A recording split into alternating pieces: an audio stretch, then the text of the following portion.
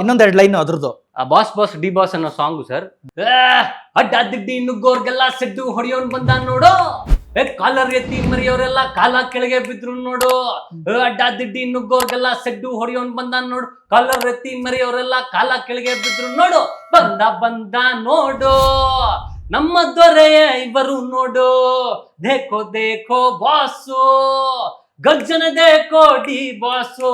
Boss boss D boss boss boss D boss boss boss ಇವರೇ D D boss. Boss boss D boss boss boss D boss boss boss ಇವರೇ D D boss.